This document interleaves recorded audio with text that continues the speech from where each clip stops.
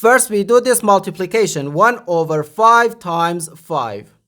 We can easily cancel this 5 and this 5, so we have just 1.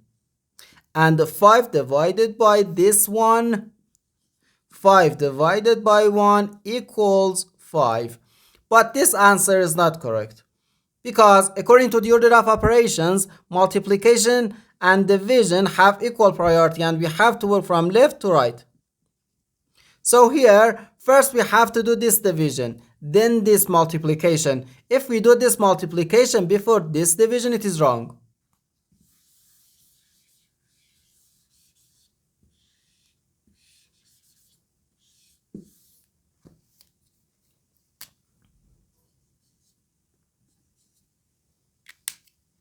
So first this division, 5 divided by 1 over 5.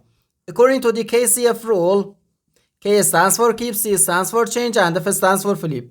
We can write keep the first fraction, change division to multiplication, and flip the second fraction. And again here we have times 5. No, 5 times 5 gives us 25, and 25 times 5 equals 125. And this is our final answer to this problem. The correct answer is 125.